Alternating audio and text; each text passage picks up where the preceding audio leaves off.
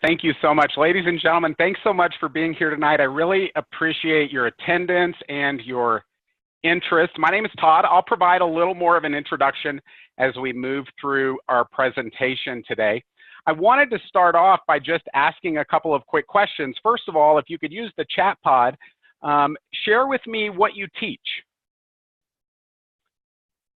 In my own case, I teach healthcare administration courses primarily, but some business courses, psychology, nice. Addiction courses, very cool. Hey, Janet. Anything and everything related to marketing, excellent. MIS, nice to see you. Thank you for being here, Jamie. Hi, this is Janet. I Hi, teach Janet. global online. Nice, excellent, thanks, welcome in. Thank you. Thank you, Bob. Hi, HR classes, hey. This is Tom. I teach healthcare administration management. Fantastic, good to see you, Tom. Thank you so much. I guess next question is, just out of curiosity, where do you call home? Where on this big planet do you live? This is Janet again. I live in Queen Creek, Arizona. Nice and warm here today. I bet it is. Hawaii. Hi, this is Dan. I'm sorry, I came in late. I'm the good doctor. I teach English. Nice. Courses. Excellent. Scottsdale, Phoenix. You guys are nice and warm. We finally have a warm day here in Bend, Oregon. Nice. Missouri, Arizona. Well, welcome everyone.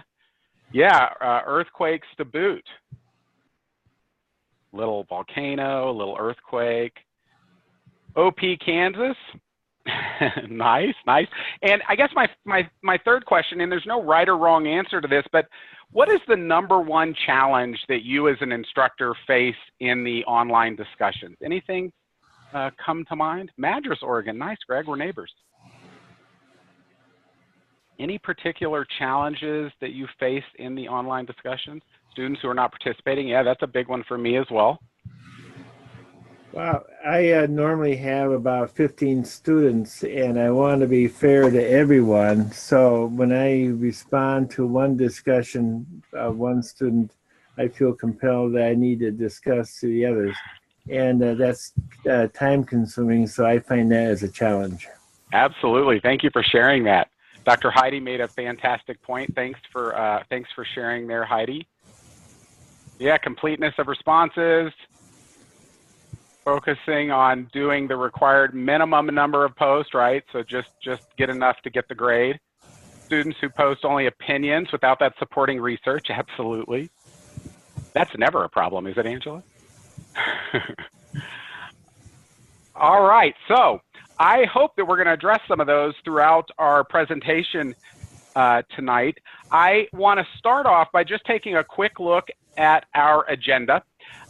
So we will explore what discussions are, what they are not, some of the common challenges associated with online discussions, and ways in which we, as faculty members, can make those discussions count.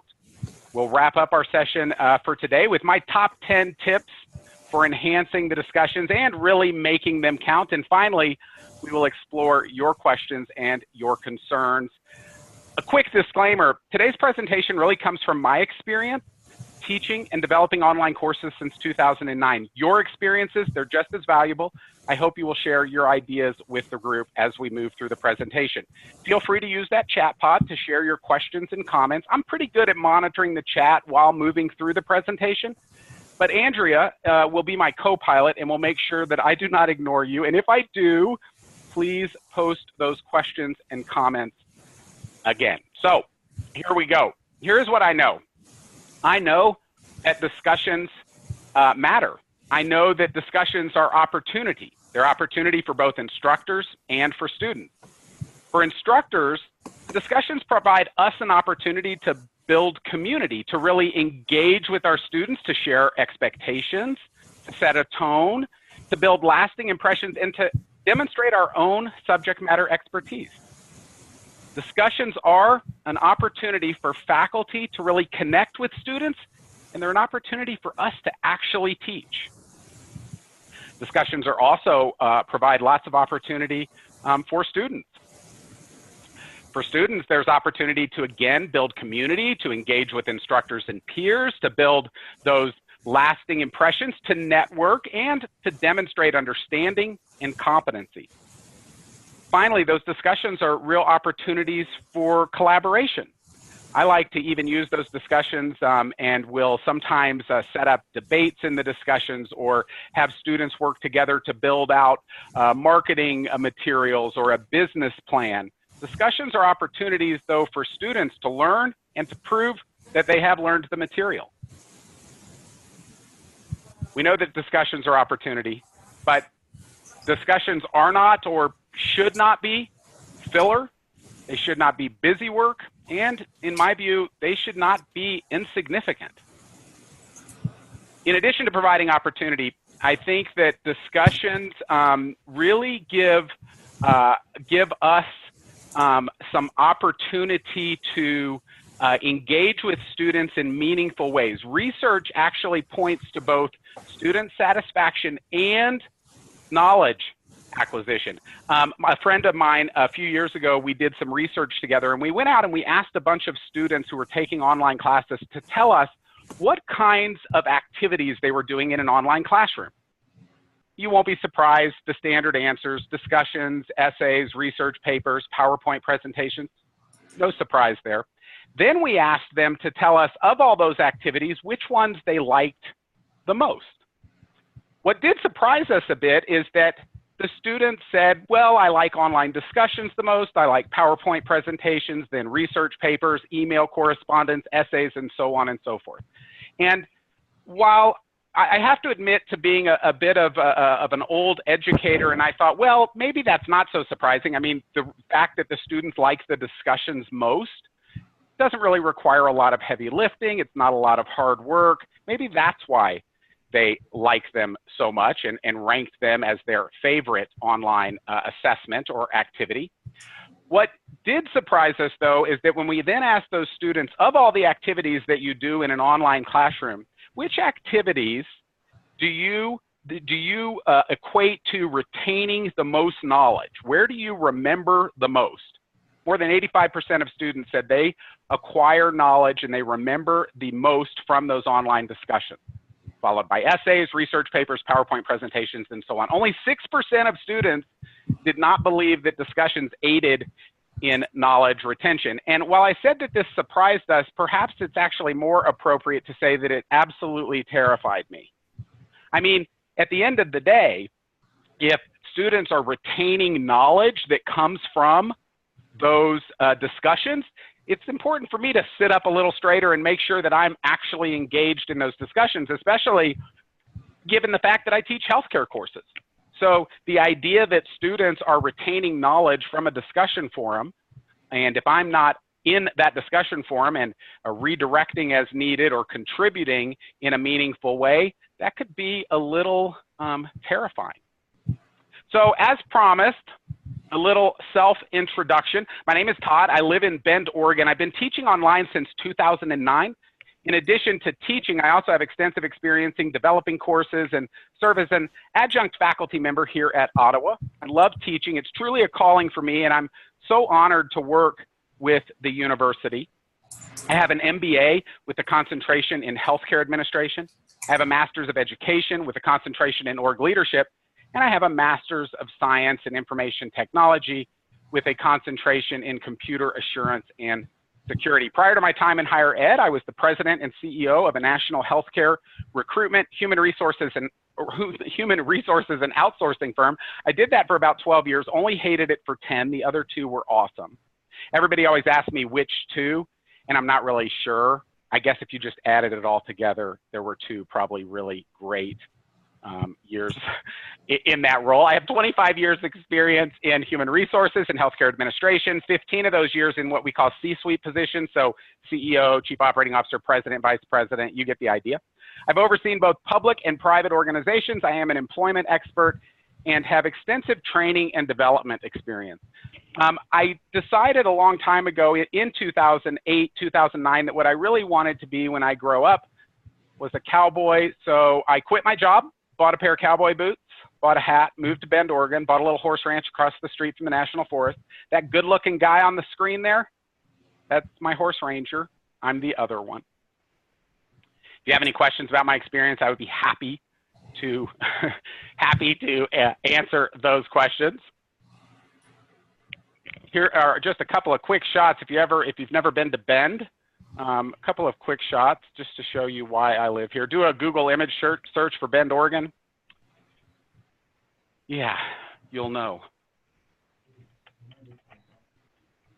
All right, so let's explore some common challenges. Some of the common challenges in those discussions, and you guys mentioned some of them include creating discussions that really engage students. Sometimes I see that we build discussions that are really dead ends from the very beginning. Kind of a lame example, but if we were to ask, what color is the sky, all of the students would hopefully eventually get that answer correct, but it's unlikely that that question can support a week-long conversation. The way we build discussion questions, it matters. Creating engaging discussion that really sets the tone and puts the foundation in place to build community is so important. We can do this through icebreaker questions, asking students to share experiences, share a little about their personal and professional lives. All of that helps to set a tone and establishes a community feel, something that I suspect we all see the value in doing, even if our students do not. Staying engaged can certainly be problematic for both the instructor and the student. Many times we see that in the discussion, it's really hot at the beginning of the week and that activity starts to taper off toward the middle of the week. This is where we can kind of throw another log on the fire and introduce a new but related topic, share some of our experiences, challenge our students. I find that my initial discussion question is really just the start. It's a good idea to have additional related questions to pull from as the discussion progresses. Keeps things interesting, keeps students coming back for more. Keeping students interested is also a challenge at times, again, by adding more to the discussion as it matures, by asking questions, by affirming things that students are getting correct, by challenging assumptions. We can hopefully keep that conversation lively. One thing I know about the discussions is that the students will look to us as instructors and use our interaction and our engagement style as their guide. We model behavior. They follow suit. I like to set the expectations clearly and upfront via announcements and language in the syllabus that specifically addresses the expectations of the discussion. Once that's done, I try to go above and beyond those expectations, and many times I see that the students do the same. In my own case, I log in and participate in the discussion 6 days per week, minimum. When they see me active, they are more likely to be active. As I mentioned, we obviously need to clarify expectations and do that early. We also need to demonstrate that value through the information and the knowledge that we share. Your students are going to take their cue from you. When they see the discussions as lively and as informative, they're more likely to be present. We all know the saying, you can lead a horse to water, but you can't make them drink. Well, the cowboy version, there's a theme here, the cowboy version of that is you can lead a horse to water, but you can't make them drink. So you better make them thirsty. Do your discussions make students thirsty? Something to consider. There are some issues that some instructors will try to avoid in the discussions. Discussions on things like ethics or religious beliefs or race or equality or politics. These are some of the questions that tend to lead to problems. Early on in my career, I too avoided these hot button questions as I was really ill-prepared to manage a race war in an online environment. Today, however, I embrace these issues, and I would argue that avoiding them is not serving our students. What I do today is frame the discussion, clarify the expectations, set forth the rules of the road, and model respectful communication. Hot button issues are hot for a reason, and I would encourage you to think about the issues in your subject matter that might create some of these challenges and then determine how you might address those up front. So away we go. These are my top 10 tips for creating engaging, lively discussions. Number 10, use technology, bringing in YouTube videos and TED Talk videos, videos from Khan Academy, or hey, even videos of you can really add great dimension to the discussion. One of the things that I like to do is on a pretty regular basis, once every week or every 2 weeks in a class, I will just create a video that I will use as a post in the discussion. Checking in, saying, hey, I really appreciate your conversation on this topic. I love how Andrea pointed this out, and Lisa really took that ball and ran with it when she explored this or that. Bringing in that technology can help. It also helps to deal with and embrace some of those, the different learning styles that many of our students have. Number 9, focus on the learning objective. When we develop courses, if you are a course developer, you understand clearly what Bloom's taxonomy is, but connecting those discussions to the module material and explaining to the students through your announcements and through your own interaction in the discussions, the big why. Why does this matter? How will this impact their career? How will this impact their success in the class? Those things matter. Oh, nice, yeah. In the beginning of the class there, Ann, absolutely. And I would agree, respect is so incredibly important. We model that as well. Number 8, demonstrate expertise. Share your real world experience, tell those professional stories, prove through your own interaction that you are in fact the expert. Wherever possible, try to connect what we're doing in the discussions and in the class for that matter to their future career. Number 7, frame the discussion. So use the announcements to lay out very early on what the expectations are. Write an announcement at the end of the week or at the beginning of the week saying, you know, great job last week, guys, in the discussion. We talked about this and that, and it matters because of this, and I appreciate Bob's contributions, and David made a great point when he pointed this out. Absolutely, great tip there, Lisa. Using announcements as a bit of a wrap-up to the learning objectives, I like to have a weekly announcement in the beginning of the week. I will have a little look back at last week and, again, explain to them, number 1, what we learned, wrap up those learning objectives to include that discussion work, and let them know why it matters. Number 6, model the expectations. I like to seed my discussion forums, and what I mean by that is prior to the class starting, I will actually go write the first discussion post in the first discussion forum of the course. It's a great opportunity for me to model what I'm expecting. So a couple of paragraphs with proper research and in-text citations helps to set the tone. Be active and be present. Again, I'm in the discussion 6 days a week. I take Fridays off. Other than that, I'm there. I'll tell you something, answering that discussion question and actually making your own seed post is such a great way to get the ball rolling, and you can repurpose that if you're teaching, you know, the same class time and time again. Now, I always look at those seeds before my class starts and make sure they're up to date. Do I want to bring in something more current? Or is there some current event that I can add to this? And so over time, those really tend to develop. Remember that quality begets quality. If we demonstrate that quality, they are more likely to follow suit. Challenge those students, redirect those students, obviously with respect, forcing them to inquire. Number 5, AAR. So I don't know about you, but I have to admit there are times where I get completely bored in the discussions. I log into the class and I think to myself, I don't even know what else to say. So many years ago, I developed a game called AAR. It stands for Ask, Affirm, Redirect. And here's what I do. I log into the class. I go into the discussion. I see that Andrea made a post. I go ask Andrea. I force myself to ask Andrea a question. I then see that David made a post. I force myself to affirm something that David said. Next is Dr. Christopher. Dr. Christopher made a post, and I will work really hard to redirect Dr. Christopher. Maybe I'll share a video, a resource, a newspaper article. And then I start the process all over again. I go see that Angela made a post. I ask a question. I see that Heidi made a post. I affirm that understanding. I see that George made a post. I will redirect George or share some kind of additional resource. Number 4, model critical thinking. Take the journey with the students. Learn with them. Really engage. Engage with those students. Engage in that conversation. Push those students and push yourself to do more.